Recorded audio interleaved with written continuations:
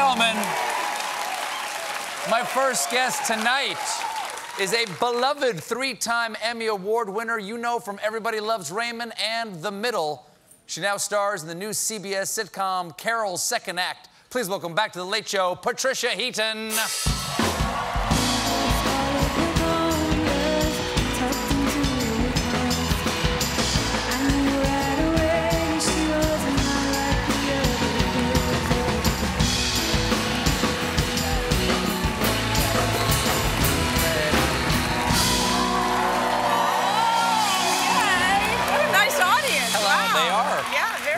We shipped in a nice one for you tonight. Thank you. They're all from Ohio, I guess. I guess. Yes. Are you from Ohio? Yes, dude. Where? Cleveland. Wow. Yeah. I did not know that. My dad was a sports writer for the Cleveland Plain Dealer and covered the Browns for 50 years. Did you go to a lot of games? Hall of Fame. Did you go to a lot of games? Yeah.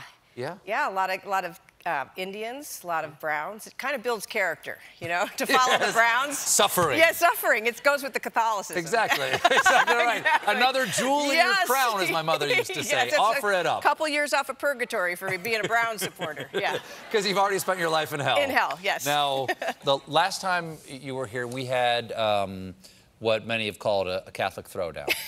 Because we tried to out-Catholic each other. And no, we didn't tie. I think you took the ruler to my knuckles there, Sister Patty. I think you spanked me on that one. But I'm not surprised. You actually, you have said in interviews that acting for you is a spiritual experience, spiritual exercise. It is. In what? How does that well, just because I've always felt really at home on stage, and I felt almost like I was in church, and I felt very connected to what I was doing. And I've had that feeling in theaters when I was a young man. I'd go into a theater, yes, and it would feel like a church. When you were watching, or when you were performing? Just in an empty theater. Just in an empty theater. You know, walking into an empty church and walking into an empty theater. Well, you know what I think it is? Yeah. It's because we're creating, and I mean, God is a creator, you know, and you read the whole first chapter of Genesis. He made the earth and the stars and the spaces, and he made man, and he blew life into, you know, Adam, and stole a rib. And stole a rib. And so, like, when we're doing characters, we're breathing life into these creatures, and we just get like a soupçon of what it's like to create a life. And of course, as a mom, we get to do that too, the privilege of having babies, that one. But back to my acting. Yeah, because I can't do that one. Yes.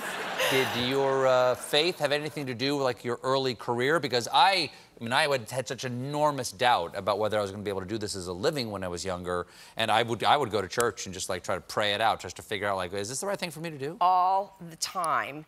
And I got really frustrated because, like, I literally came out of the womb going, look at me, look at me, look at me, you know. And I had nothing to do with it. It's the way I was made. And then I was here for 9 years in New York, and I couldn't get arrested. I mean, nothing, I couldn't make anything happen. And I was so angry at God. And I was like, you put this in me, and you've shut every door. And what is going on? And so I had, like, 9 years, and I got an opportunity to go to LA. And the first month I was there, I went to an orphanage in Mexico with a church, and we, like, laid down a lawn and we helped the kids. And when I came back, I had this huge sense of peace that I'd never had before, and I realized that I had been making the acting career the center of my life. And you know, as a Catholic, there's only one thing that can be the center of your life, and that's your faith. And I think I wasn't doing that, and I think God was withholding everything until he made sure that he was the center of my life and not the career. Because look, the career comes and goes.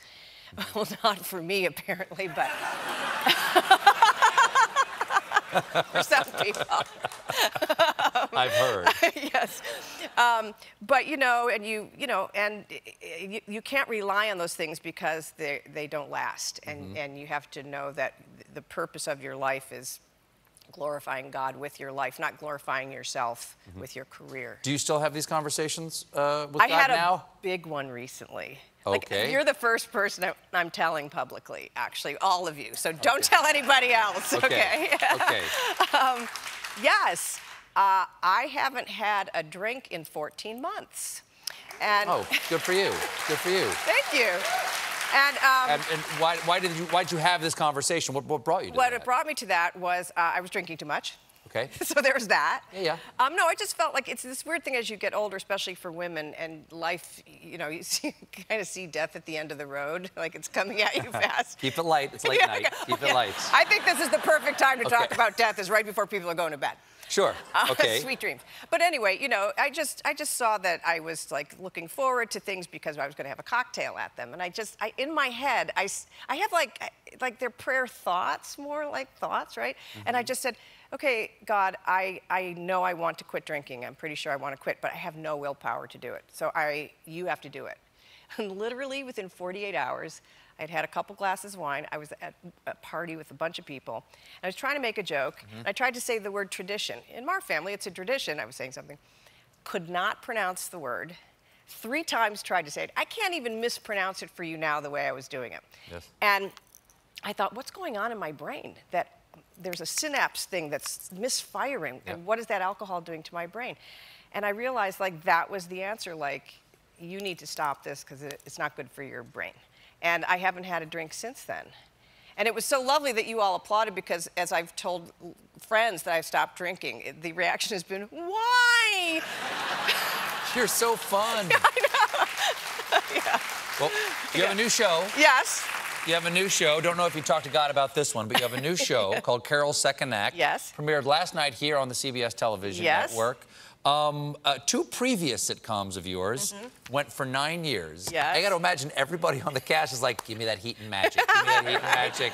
Papa's got a mortgage. Yes, yeah. I mean, I did say to them, you guys probably should get business managers, invest in some real estate. But then immediately after I said, but also I could die tomorrow, so maybe put a pin in that. I don't know. Yeah. Keep it light. Yeah, keep it light. No. What's the show about, and why was it this something that you wanted to do?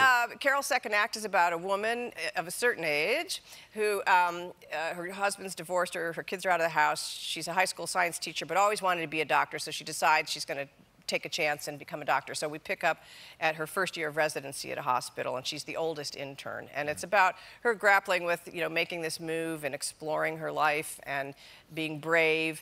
And what I liked about it was I was at that point after the middle finished and my kids are out of the house, and I didn't kind of know. I was drinking a lot, and I didn't know what I was doing. So I connected to this idea of this person. Well, what's this clip we're about to see? Just Carol meeting the other interns, I believe. Right. Yeah. Jim? What an exceptional group of people.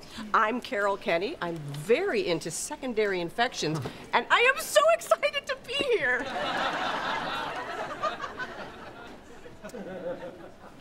Will we be starting rounds right away? I hope so. I've waited a long time for this day.